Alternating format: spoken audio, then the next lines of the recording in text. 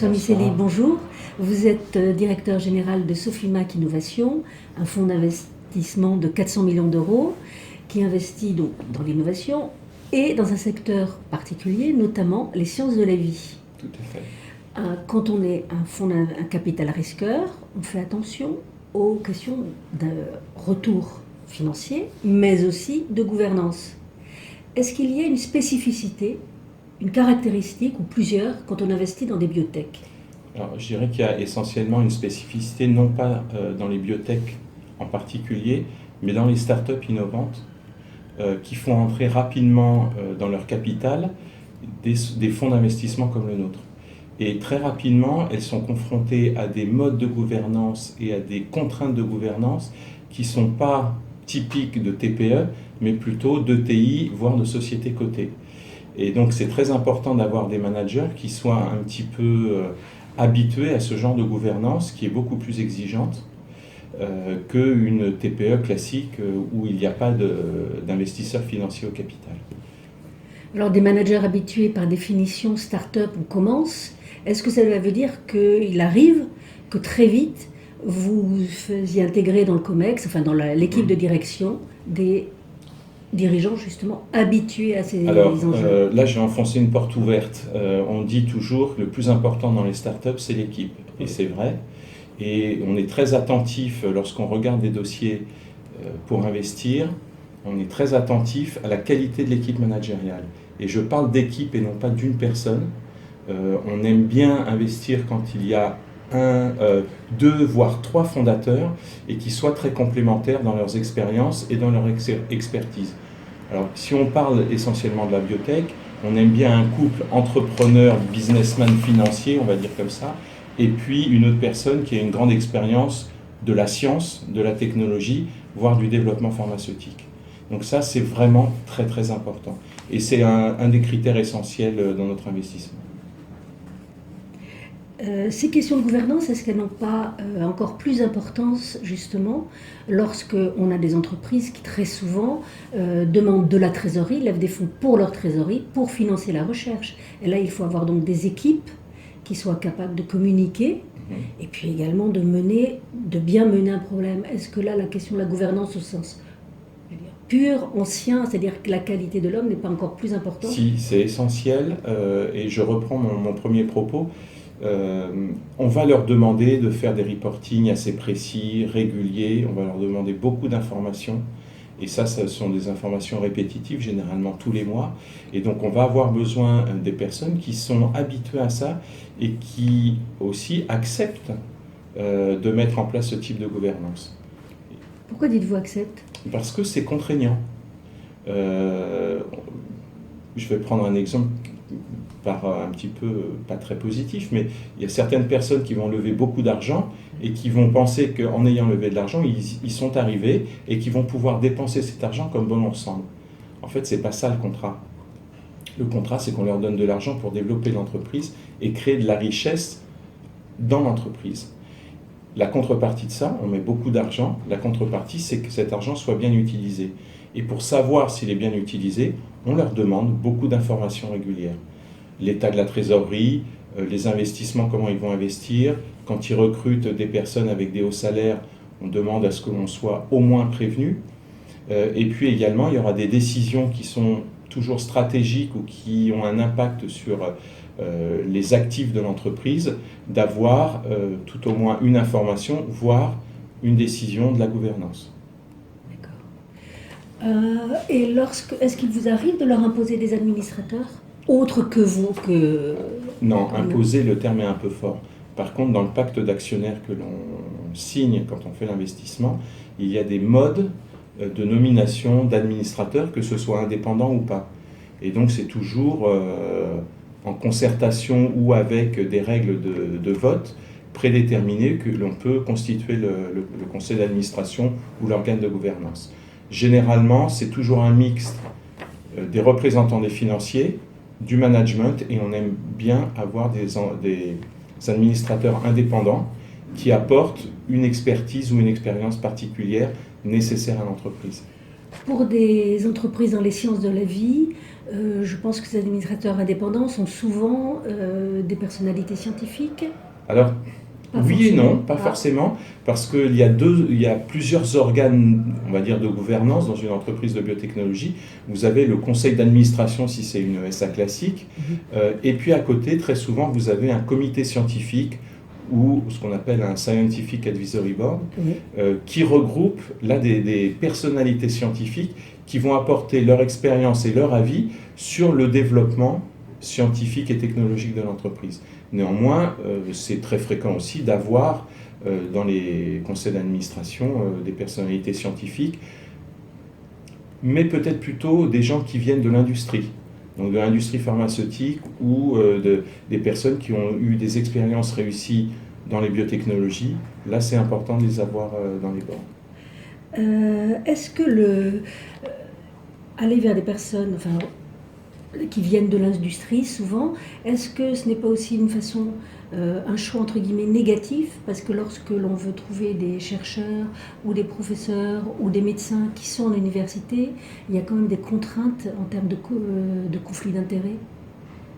Non, nous on ne voit pas du tout comme ça. Très sincèrement, vous faites peut-être allusion au conflit d'intérêt avec les labos pharmaceutiques sur les prescriptions des médicaments, ainsi de suite, comme on voit dans les médias. Là, on n'est pas du tout sur ce thème-là. De toute façon, j'allais dire, c'est un peu provocateur, mais des conflits d'intérêt, si on voulait les regarder, il y en a partout, tout le temps. Donc c'est plutôt, on regarde des personnes qui sont susceptibles d'apporter une expérience, un réseau relationnel à l'entreprise. Et bien entendu, ça se fait dans les règles de bonne gouvernance. Il faut savoir que les fonds d'investissement, pour la plupart, sont membres d'organisations professionnelles qui ont rédigé des guides de bonne gouvernance et de bonnes pratiques de gouvernance. Et on essaye de s'y tenir. Vous investissez en France, où le secteur de l'e-santé est très très puissant, sans doute aussi à cause d'un substrat très puissant également. Est-ce qu'il y a une différence dans les gouvernances ou dans les attentes des entreprises qui sont hors de France, en Europe? Les pays anglo-saxons, j'allais dire, sont un peu plus matures quant à l'exercice de la gouvernance. Plus mature, c'est-à-dire vous allez avoir... Des deux côtés, c'est-à-dire que les managers sont tout à fait prêts et j'allais dire même déjà expérimentés dans la gestion d'un conseil d'administration et de la mise en place d'une bonne gouvernance avec des comités ad hoc, des comités de rémunération, d'audit. Et inversement, les investisseurs, je pense, anglo-saxons, notamment en Angleterre, sont également plus rodés à cela, c'est-à-dire qu'ils jouent bien leur rôle d'administrateur et pas autre chose. Vous n'êtes pas dans des sociétés cotées par définition. Est-ce que vous vous imposez la règle Copé-Zimmermann? Alors, je ne connais pas cette règle. Eh bien, pour les sociétés cotées, c'est celle qui impose qu'il y ait un quota de femmes dans les conseils d'administration. Alors, je vais répondre rapidement, mais en deux parties. On doit faire un rapport tous les ans à ce titre, et on a remarqué que dans nos participations, la représentation féminine était plutôt en bonne place, puisque notamment on a 2 femmes qui sont présidentes de sociétés, et on a, je n'ai plus en tête, mais une grande partie des conseils d'administration, il y avait plusieurs femmes. Donc là, j'allais dire qu'on le fait sans contrainte aucune. Ensuite, comme vous le dites, nous, on n'a pas vocation à rester actionnaire de sociétés cotées. Néanmoins, on en a dans notre portefeuille, puisque on ne peut pas vendre nos titres cotés comme on le souhaiterait, oui. Donc on reste un certain temps. Et dans ce cas-là, on a une règle, c'est de démissionner des organes de gouvernance une fois la période de lock-up terminée. De façon à ce que si l'on veut faire des opérations sur nos titres, il n'y ait aucun problème de conflit d'intérêts ou d'information privilégiée. D'accord. Donc il y a un renouvellement qui se fait automatiquement à ce niveau-là. Alors, c'est une je donne un vie qui exemple. commence. Là, on a fait 3 introductions en bourse cette année. Eh bien, dans l'année qui vient, on va démissionner de ces 3 conseils d'administration. Bien. C'est une pratique qui est peut-être un peu originale parce qu'il me semble que beaucoup de fonds d'investissement vont souvent en fait dans le private equity, ne vont pas dans le côté où il y a trop de contraintes réglementaires. Alors, je ne suis pas sûr de bien comprendre la question. Nous, on a des fonds qui sont des fonds de capital risque et assez early stage. Oui. Donc, notre vocation, c'est d'investir tôt dans les entreprises et quand elles arrivent à une certaine maturité, c'est-à-dire l'introduction en bourse, on n'a pas aujourd'hui vocation à rester dans ces entreprises en tant qu'actionnaire et encore moins en tant qu'administrateur. Ce que je voulais dire, c'est que beaucoup de fonds d'investissement comme vous n'accompagnent pas les entreprises à la bourse quand ils en sortent, mais les revendent à d'autres sociétés de private equity. Dans l'innovation, ce n'est pas forcément notre cas. Dans la biotech notamment, quand on regarde une sortie, aujourd'hui, la sortie la plus évidente, si on peut s'exprimer ainsi, c'est la bourse. Et assez tôt. Oui. Et ça, c'est un autre débat. On pourra reparler, le cas échéant, du bon timing pour entrer en bourse. Mais donc, nous, la sortie logique d'une entreprise de biotechnologie, c'est l'introduction en bourse. Alors, qu'est-ce que vous appelez bon timing, justement ? Alors, nous, on pense... Alors, on l'a fait, mais on pense que ce n'est pas forcément judicieux que les entreprises rentrent en bourse trop tôt dans le cadre de leur développement de leurs produits. Aujourd'hui, si je prends un exemple, notre exemple, on a introduit 2 sociétés sur 3 qui ont des projets en phase clinique encore en amont. C'est-à-dire phase 1, phase 2, oui. Phase 2A. Et je pense que pour le développement de l'entreprise, il aurait été peut-être plus judicieux de trouver des financements privés encore pour un tour, donc faire des tours conséquents d'une dizaine, quinzaine de millions d'euros, et ensuite envisager la bourse.